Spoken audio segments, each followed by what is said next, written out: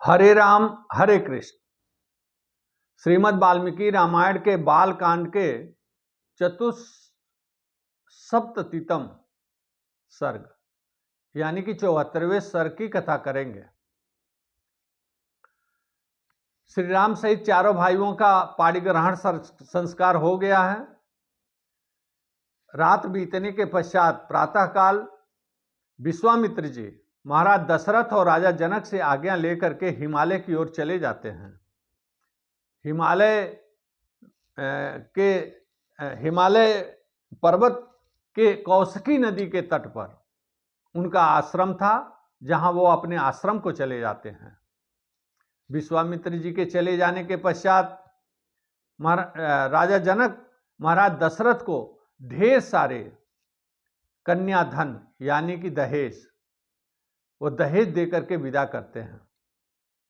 दहेज में प्रमुख रूप से 1 लाख गौवें दान करते हैं। उसके पश्चात 1 करोड़ स्वर्ण मुद्रा देते हैं, 1 करोड़ रजत मुद्रा देते हैं, करोड़ों मूंगा और मोती देते हैं। साथ में सोने और रत्नों से मढ़े हुए हाथी और घोड़े भी देते हैं। ढेर सारा लाखों करोड़ों की संख्या में वह सूती और रेशमी वस्त्र भी दहेज में देते हैं। इसके साथ साथ कुछ सैनिक भी देते हैं और अपनी पुत्रियों की 100 सहेलियां, चारों पुत्रियों की 100 सहेलियां तथा अनेकानेक दास दासियों को वह दशरथ जी के साथ दहेज में दे करके और विदा कर देते हैं और उन्हें प्रणाम करके अपने राजमहल को लौट आते हैं। उधर महाराज दशरथ जनकपुर से अयोध्या की यात्रा प्रारंभ कर देते हैं, अपने ऋषि मुनियों को, पुरोहितों को आगे करके, और उनकी यात्रा चल पड़ती है। अभी थोड़ी दूर जाते हैं तब तक महाराज दशरथ को सुनाई देता है कि आकाश में ढेर सारे भयंकर शब्द की बोली बोलने वाली पक्षियां भयंकर शब्दों की आवाज निकाल रही हैं, भयंकर आवाज कर रहे हैं, भयंकर शब्द कर रहे हैं। महाराज दशरथ को यह अपशकुन दिखाई देता है। उसी समय उनकी बाईं तरफ मृगों का समूह यानी हिरणों का झुंड उन लोगों को सबको दाहिने रख करके और चले जाते हैं। महाराज दशरथ को अंदर से बहुत अच्छा नहीं लगता है। वो इन शकुन और अपशकुन को देख करके मन में उनके विषाद आता है। तो महामुनि वशिष्ठ जी से कहते हैं कि हे महामुनि, यह कैसा शकुन और अपशकुन मैं एक साथ देख रहा हूं। आकाश में भयंकर बोलने वाली ये पक्षियां क्या कह रही हैं, ये तो अपशकुन है। और मृगों का समूह हम लोगों को दाहिने रख करके और ये चले जाते हैं, ये तो एक अच्छा शकुन है। तो हे महामुनि, इसका क्या मतलब है? मेरे मन में तो व्यग्रता हो रही है, मेरा मन डूबा जा रहा है। वशिष्ठ जी अपने दिव्य दृष्टि से देख करके कहते हैं कि हे महाराज, ये जो पक्षियां बोल रही हैं, इसका अर्थ यह है कि इन भयंकर शब्दों में ये कह रही हैं कि कोई बहुत शीघ्र ही कोई बड़ा भयंकर भय आने वाला है, बहुत भारी भय उपस्थित होने वाला है।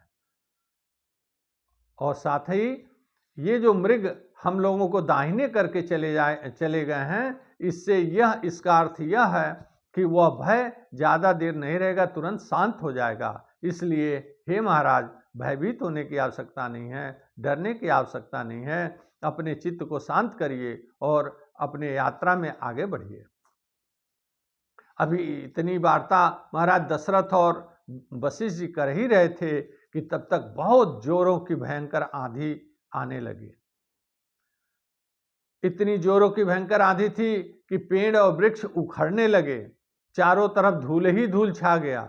कोई एक दूसरे को दिखाई नहीं दे रहा था, एक दूसरे को हाथ नहीं सूझ रहा था, और यहाँ तक कि लोग दिशा भ्रम भी हो गया, उनको दिशा नहीं सूझ रहा था। चारों तरफ धूल फैल जाने के कारण कुछ भी दिखाई नहीं दे रहा था। ऐसे में आंधी के भयंकर शब्दों से, भयंकर आवाज से वशिष्ठ जी, महाराज दशरथ, उनके चारों पुत्र और थोड़े से ऋषियों को छोड़ के बाकी लोग अचेत हो गए। थोड़ी देर आंधी कम होने पे सबको चेतना आई। तब तक महाराज दशरथ और वशिष्ठ मुनि देखते हैं कि आगे सामने से भृगुकुल नंदन जमदग्नि कुमार भगवान परशुराम चले आ रहे हैं।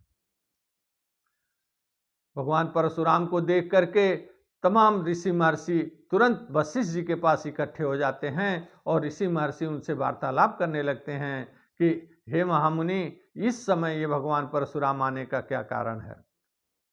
इन्होंने तो क्षत्रियों का संहार करने का संकल्प लिया था और संहार करने के पश्चात उन्होंने फिर ये भी संकल्प ले लिया था कि अब वो शांत हो चुके थे और उन्होंने ये भी संकल्प ले लिया था कि अब क्षत्रियों का संहार नहीं करेंगे और महेंद्र पर्वत पर जा करके ये अपना निवास करते थे। अब इनके आने का आशय क्या है? महामुनि वशिष्ठ उन्हें शांत कराते हैं और कहते हैं कि कुछ भी हो, लेकिन इनके आने का उद्देश्य यहाँ पर क्षत्रियों के संहार से कोई लेना देना नहीं है, को बिल्कुल इनका कोई मतलब नहीं है, यह उद्देश्य कतई नहीं है, यह मैं समझता हूँ। तब तक भगवान परशुराम बिल्कुल करीब आ जाते हैं, नज़दीक आ जाते हैं। सभी ऋषि मुनि उनको अर्घ्य दे करके उनकी पूजा करते हैं और उन्हें राम राम कह करके उन्हें प्रणाम करते हैं। ऋषि मुनियों से पूजित होकर के पूजा स्वीकार करके और भगवान परशुराम श्री राम के तरफ वार्तालाप हेतु आगे बढ़ जाते हैं। 74वें सर्ग में कथा यहीं समाप्त होती है। अगली कड़ी में हम 75वें सर्ग की कथा करेंगे।